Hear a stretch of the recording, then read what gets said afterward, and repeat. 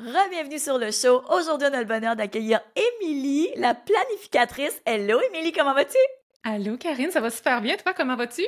Ça va bien. Écoute, par ma voix, les amis, je vous dis tout de suite, j'ai une petite inspection de voix, mais c'est pas grave, je suis pleine d'énergie. Émilie aussi, puis le message, il va super bien passer, j'en suis convaincue.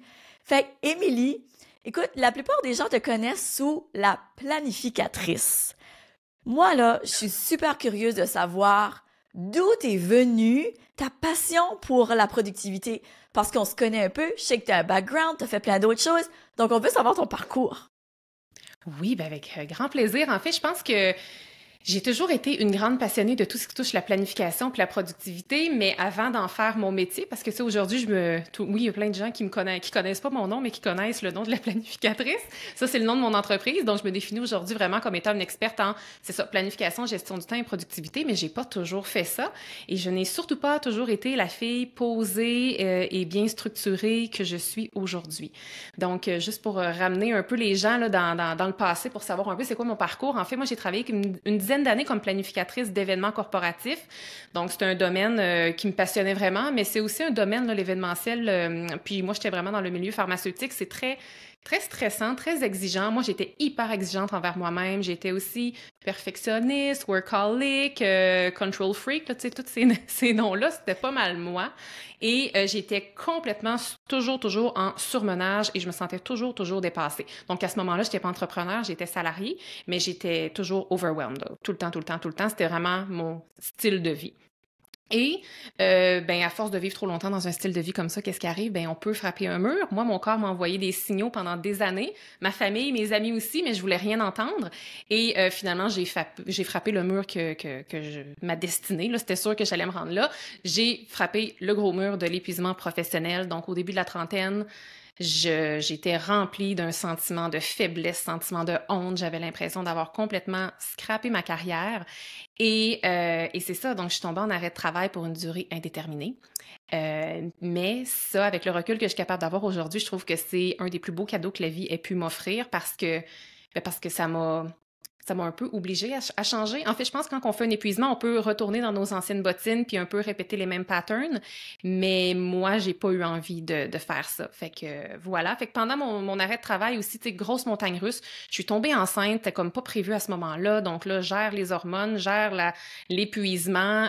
Donc beaucoup de remises en question aussi sur le plan personnel et professionnel. Puis à un moment donné, ben j'ai fait face à un Y. Tu sais, c'est soit je retournais justement dans mes anciennes bottines, comme je te disais tantôt, ou je prenais un nouveau chemin qui m'était complètement inconnu puis qui me faisait peur, mais c'est quand même ce chemin-là que j'ai choisi de prendre. Donc, j'ai choisi finalement de ne pas retourner à mon ancien travail. J'ai aussi choisi de lancer un petit blog que j'ai nommé sur un coup de tête La Planificatrice. Je me suis dit, dans le fond, dans la plateforme de blog, il fallait que je rentre un nom j'étais obligée de rentrer un nom. J'ai dit, bon, quel mot que ça pourrait être? J'ai dit, ah, La Planificatrice, puis je vais le changer après. Puis finalement, 4 ans plus tard, ce mot-là me colle, me colle à la peau. Puis c'est ça. Puis j'ai lancé mon blog au début parce que j'ai une passion pour l'écriture que j'avais vraiment mis de côté pendant mes 10 premières années de travail parce que quand on est en épuisement et en surmenage, souvent, on oublie c'est quoi nos passions, on oublie c'est quoi qui nous nourrit, qui nous allume. Puis moi, l'écriture était toujours quelque chose que j'aimais, mais que j'avais mis dans un tiroir dans ma tête, puis je l'avais fermé, ce tiroir-là. Fait que là, après l'épuisement, pendant l'épuisement, j'ai commencé à réouvrir certains petits tiroirs, puis j'ai retrouvé l'écriture. Donc, le blog, c'était vraiment au début pour nourrir cette passion-là. Puis je me disais, hey, tu sais, si j'ai 30 personnes qui me suivent ou qui lisent mes articles, puis que c'est ma famille, puis mes amis, ça va vraiment être le fun. Mais rapidement, il y a une petite communauté qui s'est bâtie autour de ça. Puis j'ai aussi été très, très surprise parce que rapidement, j'ai compris que j'avais un public finalement pour tout ce qui touchait la planification, l'organisation puis la productivité. Parce qu'au début, je parlais pas juste de ça, là. Puis c'est là que j'ai comme compris en fait que c'était pas tout le monde qui était organisé et planifié dans la vie. Puis ça m'a surpris parce que moi, j'ai évolué dans une famille. Écoute, mon père, il est meilleur en planification que moi. Ma mère, c'est la reine des listes. Je veux dire, on a toujours été dans la productivité puis l'organisation dans ma famille. C'est comme notre culture de famille est comme ça. Puis après ça, j'ai toujours travaillé en planification d'événements, ce qui fait que mes collègues de travail étaient super bonnes en planification, super bonnes en organisation. Donc moi, je pensais que tout le monde était bon là-dedans.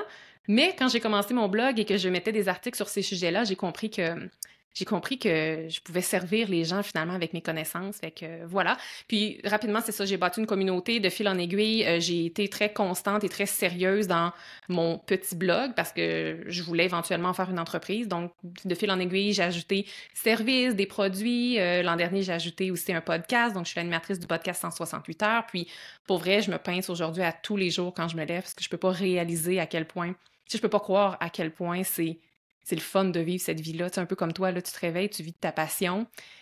C'est vraiment extraordinaire. Fait qu'avant, j'étais dans un 50-60 heures par semaine tout le temps. J'avais l'impression que je travaillais tout le temps, mais que j'avançais jamais. Puis là, aujourd'hui, je suis comme dans un 4 jours par semaine, vraiment épanouie, puis j'ai vraiment, vraiment un sentiment d'avancement, là. Vraiment, vraiment. Tu sais, je reviens justement sur ton épuisement professionnel, puis quand on a les deux pieds dedans, on pense que comme on s'en relèvera jamais de ça, puis que c'est comme la pire affaire. Puis tu sais, t'as nommé beaucoup d'émotions que tu ressentais à ce moment-là, et je sais qu'il y a plusieurs personnes qui nous écoutent qui sont là en ce moment ou qui sont très près de ça. Je le vois dans notre société, les attentes sont tellement élevées, on se pose soi-même des attentes tellement élevées qui parfois sont irréalistes. Puis on a juste 24 heures dans une journée. Puis quand on commence à pousser, ben notre corps, il parle. Fait que tu dirais que pour toi, ça a été quoi la première chose que tu as fait pour te relever de ça? La première chose que j'ai fait, c'est une chose que j'avais... En fait, j'ai envie de dire deux choses qui sont très complémentaires, deux choses que je n'avais jamais fait de ma vie et qui encore à ce jour sont quand même challengeantes. C'est quand même difficile au quotidien, mais je dois me ramener à ça. J'ai appris à me prioriser, chose que je n'avais jamais fait par le passé, et j'ai appris à lâcher prise. Parce que moi, là, tu sais, j'étais perfectionniste. Et en fait, je pense que je suis encore perfectionniste. C'est juste qu'aujourd'hui, j'accepte de vivre avec l'imperfection, la différence. Mais dans mon corps, à la base de moi, là, je suis très perfectionniste. Mais j'ai appris à lâcher prise, j'ai appris à me prioriser. Puis ça a été le début d'un très, très long cheminement parce que quand on passe à travers un épuisement, qu'est-ce qui est très difficile, c'est surtout quand on est dans la performance. Moi, j'ai quand même toujours été dans la performance et c'est d'accepter d'être patiente. Ça, j'ai trouvé ça difficile. Tu sais, moi, je me disais, OK, moi, dans 2 semaines, 2 mois max, là, je vais être remise. Là, mais non, ça avait tellement été long avant que je lâche la serviette, comme je l'ai dit. Ça avait tellement été long avant que j'arrête de travailler. Ça faisait comme 3 ans que j'avais des signes là, d'épuisement. Ben mon corps avait besoin de temps. Puis ça a été très difficile sur l'orgueil, sur un paquet d'affaires, sur l'entourage aussi, parce que je pense pas que les gens me jugeaient, mais moi, je me sentais jugée. Je veux dire, ça fait 6 mois, ça fait 1 an que je suis arrêtée, puis je me sens pas au top de mes capacités. C'est pas normal, je veux pas donner cette image-là. Fait que, tu sais, il y a plein de choses comme ça qui venaient en moi, plein d'émotions inconnues que je devais apprendre à vivre avec. Tu sais, au niveau de la vulnérabilité, par exemple, tu sais, j'ai vraiment appris aussi pendant mon épuisement à accueillir ma vulnérabilité parce que je suis quelqu'un qui est très... on l'est tous vulnérables, mais tu sais, je pense que j'ai une grande sensibilité, puis je suis très vulnérable, puis je pense que c'est une de mes très grandes forces, mais je pensais que c'était une de mes grosses faiblesses avant. Et que tout a fallu que je réapprenne un peu à... Mais il a fallu que je réapprenne à vivre complètement. Mais c'est ça, c'est carrément réapprendre à vivre parce que je le sais que pour plusieurs qui nous écoutent, il y a une grande majorité des femmes qui nous écoutent qui sont des femmes de performance. Ouais. Fait que le mot patience fait pas nécessairement partie de notre vocabulaire. Non. Fait que juste ça, c'est comme, ouf, tu me demandes quelque chose de vraiment très inconfortable ici, là. Puis justement, quand ça va pas aussi vite qu'on le voudrait, on juge, on tombe dans tous ces patterns-là de culpabilité, même de sabotage, de plein de trucs, tu sais. On va se cacher, on va se mettre en retrait des relations, on veut moins voir de gens. Puis ça veut pas, ça juste contribue à nous garder là-dedans plus longtemps, j'ai envie de dire. Fait que de prendre soin de soi, numéro 1, comme tu as dit. Mais pour Émilie, ça veut dire quoi prendre soin de soi? Ah, c'est une bonne question, ça. Prendre soin de moi, en fait, la chose, puis là, je vais dire qu'est-ce que moi qui m'a fait du bien, ça veut pas dire que c'est ça qui va faire du bien à tout le monde, mais moi, la manière concrète que j'ai commencé à prendre soin de moi, c'est quand j'ai commencé à implanter un rituel matinal dans ma vie. Ça a vraiment été un très, très gros... Ça a été un game changer. Genre, je le dis des fois un peu à la blague, mais c'est pas à la blague, c'est vraiment vrai. C'est juste que ça a l'air intense, mais depuis que je pratique mon petit rituel matinal, puis je pourrais dire après ce que je fais dedans, mais ça a changé ma vie complètement parce que, en plus de ça, pendant mon épuisement, j'étais pas 100% remise que j'accouchais d'un enfant. J'en avais pas avant. Je suis une fille qui est très indépendante, qui a besoin de solitude. J'allaitais. Mon chum travaillait nuit. Je veux dire, je n'avais plus de temps pour moi. Et c'était très difficile de me prioriser alors que j'avais un très, très jeune bébé. Donc, il a fallu à un moment donné que je trouve un certain équilibre parce que là, mentalement, ça allait plus, là. Fait que moi, c'est en m'accordant une heure très précieuse le matin qui était protégée, c'était ma priorité. Je prenais soin de moi de cette façon-là. Et ça a été beaucoup par la méditation. Au début, j'ai commencé avec la méditation. J'avais jamais vraiment médité avant. Ça venait m'aider à m'ancrer. Puis comme quand on est une jeune maman, souvent, qu'est-ce qui arrive, c'est que des fois, on va se le dire, on a envie de péter un plomb. J'étais Ben des oui, fois dans des tellement. émotions qui m'étaient jusqu'à ce jour inconnues, tu sais, avec les hormones et tout. Là, des fois, je disais juste à mon chum, prends le bébé, je m'en vais 20 minutes parce que ma méditation, ça durait 20 minutes et je revenais comme, ah, je revenais transformée, tu sais. Fait que ça a Ouais. commencé beaucoup par la méditation. J'ai aussi beaucoup lu là, sur le fameux Miracle Morning et tout ça. J'ai vraiment tout appliqué ces méthodes-là. Donc, visualisation. J'ai intégré beaucoup plus la lecture aussi parce qu'avant, je disais que j'avais pas le temps de lire, alors que c'est juste que je prenais pas le temps de le faire. Donc, j'ai intégré la lecture, l'écriture aussi, beaucoup, beaucoup de journaling. Là. Je sais que tu prônes énormément ça, toi aussi. Je sais à quel point ça t'a aidé à cheminer. Fait que c'est de ces façons-là que j'ai vraiment appris à prendre soin de moi. Ouais. Ouais, à connecter avec soi-même. Tu sais, c'est Ouais. justement, ça va tellement vite. Puis particulièrement quand on est maman, on dirait que en posant le pied par terre, Ouais. si on se réveille pas avant les enfants, admettons, là, ben tout de suite, c'est comme état d'alerte. C'est comme, OK, les déjeuners, s'habiller, l'école, c'est comme, il y a tellement Ouais. de choses, c'est tellement un tourbillon que de prendre ce petit moment-là, puis je sais que c'est pas facile.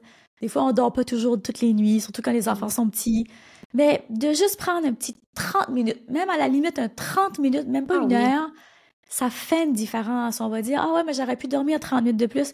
Ne sous-estimez pas à quel point 30 minutes de lecture, de journaling, une marche, de l'activité physique, peu importe ce qui vous fait du bien, parce que prendre soin de soi, ça a différentes formes pour certaines personnes. Tu sais, il y en a qui vont peut-être vouloir peindre le matin, il y en a Ben qui vont oui. vouloir aller nager, il y en a qui vont prendre tu sais, des douches froides, peu importe de quoi ça a l'air, mais de remplir sa petite tank, j'ai envie de dire, parce que c'est Tellement. vraiment vrai. On peut pas donner ou servir, tu sais, moi je parle beaucoup de servir ici sur le podcast, mais même servir sa famille. Quand nous, Absolument.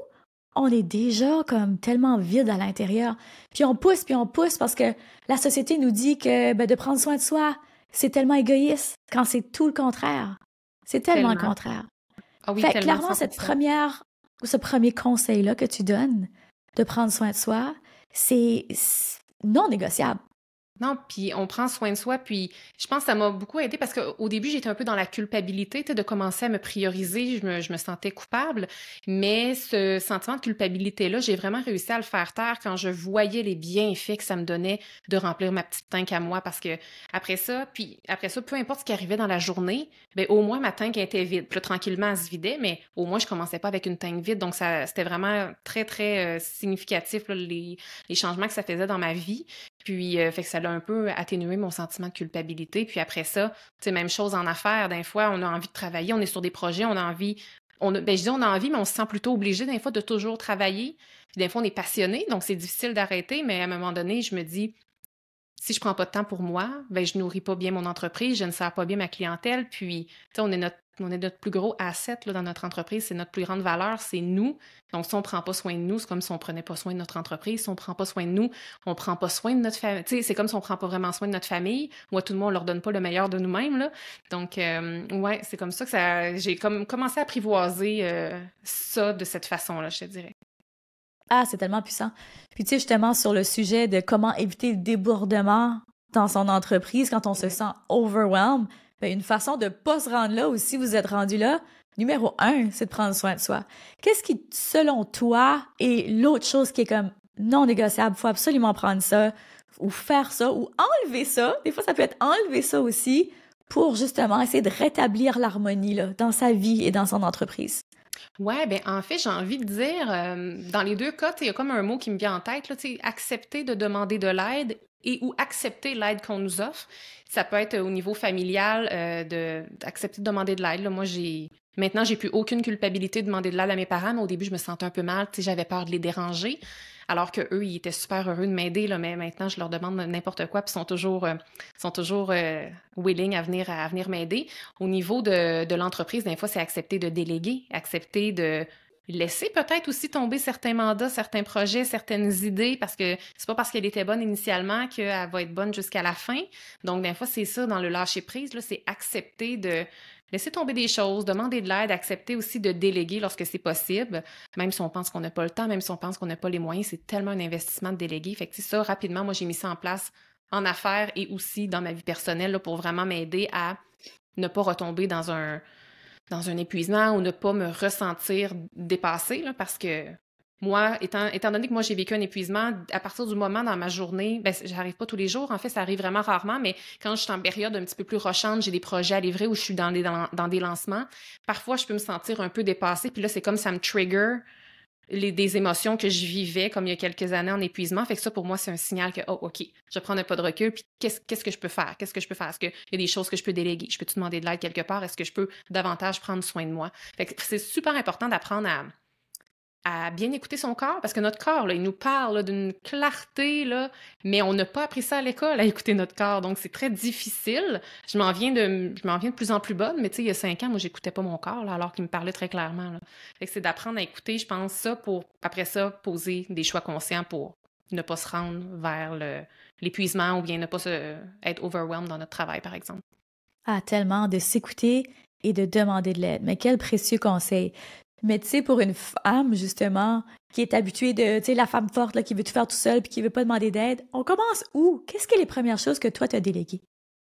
Les premières choses que moi, j'ai déléguées, en fait, les premières choses que moi j'ai déléguées, c'est les choses qui ne cadraient pas dans ma zone de génie. J'ai heureusement rapidement pris conscience de la valeur de mon temps.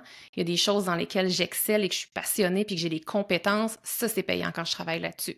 Par contre, il y a des choses que je fais bien, que j'ai du plaisir, mais il y en a qui le font vraiment mieux que moi. Puis moi, pour arriver à un résultat pas pire, ça prendrait peut-être le double de temps de la professionnelle qui est experte là-dedans. Donc oui, ça demande comment dirais-je, des fois, ça demande de l'investissement parce qu'au début, mettons, moi, quand je me suis lancée en affaires, au début, j'ai délégué vraiment dès le départ, mais j'avais pas nécessairement des fonds là, pour me permettre de déléguer, mais je savais que c'était un investissement sur le long terme. Je savais que ça me permettrait de reculer pour sauter plus loin. Je le savais aussi que ça allait me permettre de préserver ma santé mentale. C'est comme là, présentement, au moment même où on enregistre, je suis vraiment dans un lancement. Et comme hier soir, mais je me suis comme bâti une petite équipe à travers les années. Et hier soir, on était en crunch de lancement, mais je savais qu'il y avait d'autres personnes que moi qui travaillaient sur mon projet. Donc moi, j'étais avec ma famille, moi, j'ai pris soin de moi. Puis elle avait organisé leur horaire d'une façon qu'elle s'occupait de faire ces tâches-là. Tout était clair, tout était bien délégué.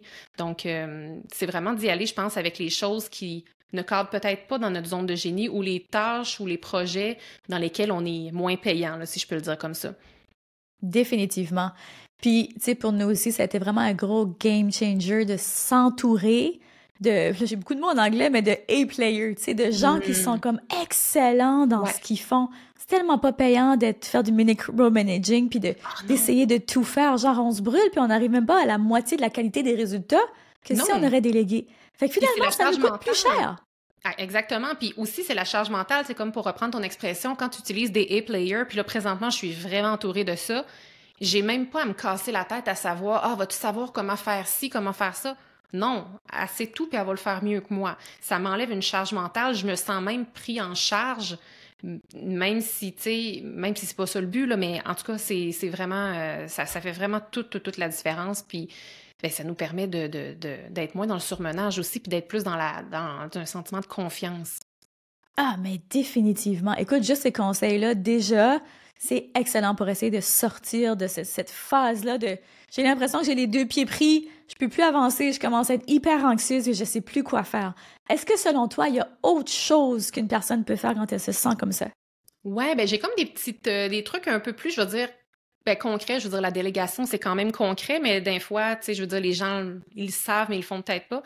Mais dans le concret, là, puis ça, c'est vraiment des choses que j'enseigne beaucoup, moi, à travers la planificatrice, c'est beaucoup de passer par la clarté au début. Parce que souvent, là, on tire un bord puis de l'autre, on s'éparpille, on a une idée, on s'en va là-dessus. 2 jours plus tard, on a une autre idée, on s'en va travailler sur ça. Ce qui fait qu'à la fin de la semaine, à la fin des mois, puis à la fin des années, on a avancé un paquet d'affaires, mais on n'a rien fini, donc on n'a pas vraiment de sentiment d'accomplissement, puis on se sent juste plus dépassé qu'on l'était l'année d'avant, tu sais.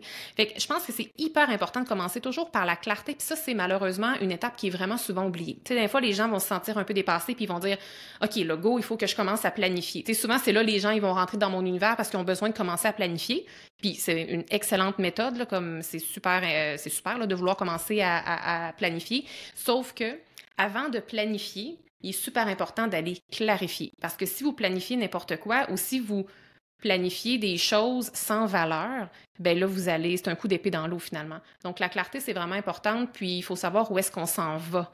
Il faut vraiment savoir où est-ce qu'on s'en va, puis quand les choses sont claires, puis là, ça peut être les objectifs, la vision, peu importe, quand tout ça, c'est clair, c'est beaucoup plus facile après ça de définir les bonnes priorités, parce que la gestion des priorités, on va en parler, là. Quand on se sent dépassé, c'est souvent parce qu'on a l'impression que tout est urgent, tout est important. Mais comme quand tout est important puis que tout est urgent, je pense que ça veut dire que rien ne l'est vraiment, dans le fond, là. Puis, si tu as plus que 3 priorités, t'as pas de priorité. Carrément. Exactement. Moi aussi, je fonctionne exactement avec ça. 3 priorités, exactement. Puis, mais quand que les choses sont claires, quand on sait où on s'en va, là, on peut établir les bonnes priorités. Parce qu'une priorité, c'est quoi concrètement? C'est une action qui nous rapproche de notre objectif. Tu sais, une priorité, c'est pas supposé être l'urgence de ton client ou comme, tu sais, une priorité, c'est quelque chose qui te rapproche de tes objectifs, de ta vision, de où est-ce que tu veux aller. Les priorités, c'est ça, c'est pas les petites actions quotidiennes. Puis, tu sais, je pense que c'est bon qu'on éclaircisse ça parce qu'il y a plusieurs personnes qui sont comme, ben ouais, mais je sais pas comment définir une priorité. Puis je pense que tu l'as vraiment bien dit. C'est ça, c'est des choses qui te rapprochent. Le fait de justement, une demande externe, oui, of course, ça fait grandir ton entreprise, ça garde ton entreprise à flot, mais est-ce que ça te rapproche vraiment de ton objectif? Exact. Pas toujours.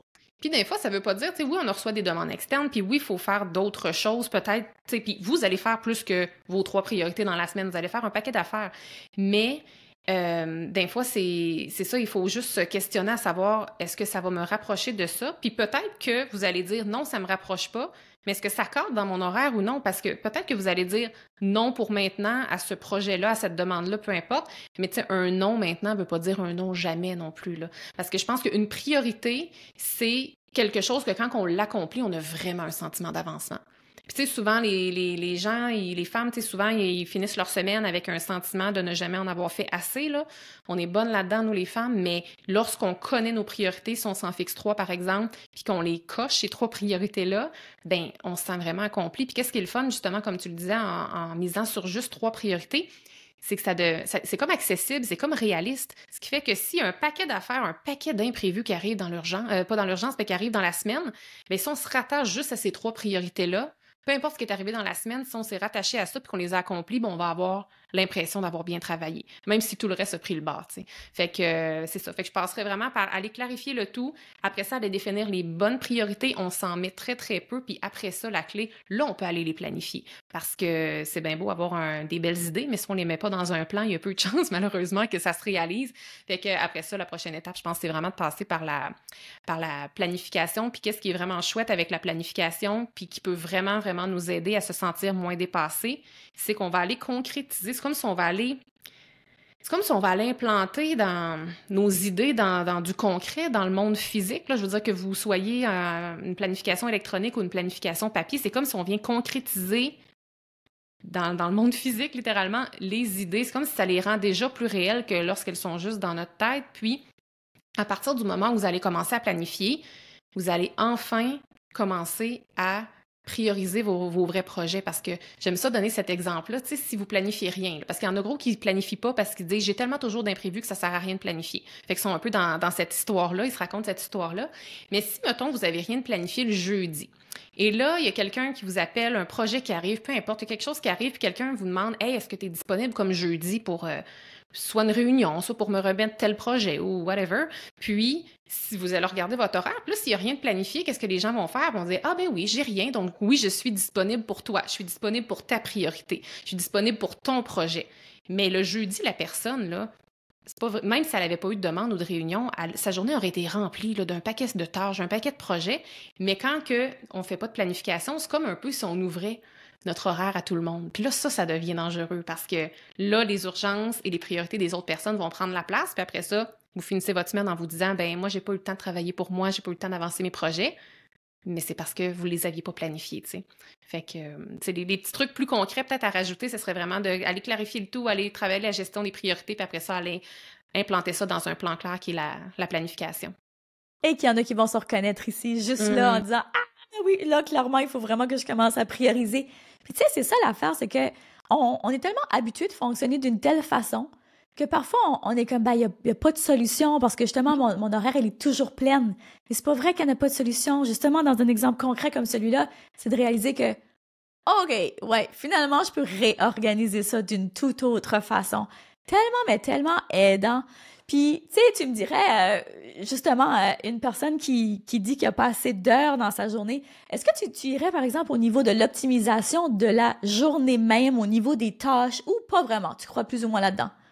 En fait, moi, je crois à un paquet d'affaires. La seule chose en quoi je ne crois pas, c'est qu'il y a une méthode qui fonctionne pour tout le monde. Donc, moi, j'aime beaucoup comme apprendre à connaître les gens avant de donner des conseils. Tu sais, moi, si on fait un souper là, avec des gens que je connais plus ou moins, puis qu'ils parlent qu'ils ont des problèmes de gestion de temps, là, c'est pas moi la première, même si c'est moi l'experte, c'est pas moi la première qui va aller dire tu devrais faire ci, tu devrais faire ça, parce que je connais pas sa personnalité, je connais pas sa réalité, je connais pas ses besoins. Donc, ce qui fonctionne pour moi fonctionnera peut-être même pas pour cette personne-là. Donc c'est ça. Fait que, tu sais, je pense que oui, aller optimiser la journée, ça peut être une excellente méthode. Il y en a que ça va moins fonctionner, mais ça peut être une excellente méthode. Tu sais, par exemple, je sais que tu en parles beaucoup, toi, de faire du batch working, de travailler en bloc, ça peut vraiment fonctionner. Moi, ce qui fonctionne très bien pour moi, je vais faire des journées réunions. Donc, aujourd'hui, moi, c'est une journée réunion. Fait que j'essaie pas de me faire croire que je vais faire 50 autres tâches. J'ai plusieurs réunions. Mais par exemple, hier, j'avais aucune réunion. Donc là, j'ai été hyper productive dans mes tâches. J'ai regroupé des tâches similaires ensemble. Donc, aller optimiser les journées, il y a un paquet de méthodes, là, c'est super efficace de le faire ainsi. Puis souvent, on se répète continuellement, souvent qu'on n'a pas assez de 24 heures dans une journée, mais c'est un peu ma mission, là, qu'est-ce que je veux faire, moi, à travers la planificatrice, c'est vraiment essayer d'aider les gens à avoir une autre perspective sur le temps, parce que moi, je sais, on a tous suffisamment de temps, c'est souvent une question de priorité, puis souvent, les heures qu'on cherche, elles existent déjà. Tu sais, combien de fois que c'est arrivé, puis moi aussi, ça m'est déjà arrivé, puis même encore, ça m'arrive, pas souvent, mais ça m'arrive à l'occasion. J'ai un meeting qui est annulé, par exemple. OK, j'ai une heure qui tombe du ciel. Souvent, là, les gens, qu'est-ce qu'ils vont faire? C'est qu'ils vont gaspiller, là, entre guillemets, cette heure-là, parce qu'ils vont se dire, OK, ben là, je vais aller sur mon cellulaire, de bord, juste un petit 5 minutes. Là, ça va être 20 minutes plus tard, ils vont sortir dans leur cellulaire, ils vont se dire, hey, c'est vrai, j'ai du temps, qu'est-ce que je fais? Je vais juste aller voir mes courriels, tu sais. Puis là, finalement, une demi-heure plus tard, il reste à peu près, 10 minutes à l'heure qui vient de leur tomber du ciel, puis ils vont se dire, ben là, j'ai le temps de rien commencer, tu sais. Alors que s'il y avait une planification où que les choses avaient justement été claires et que les priorités auraient été claires, ben là, il aurait pu optimiser cette heure-là. Donc, c'est pour ça, quand je dis des fois, les heures qu'on cherche, elles existent déjà. Là. Quand on est capable d'aller optimiser, ça peut vraiment aider. Puis je pense qu'il ne faut pas non plus attendre d'avoir des gros blocs d'heures aussi pour avancer des projets ou des tâches.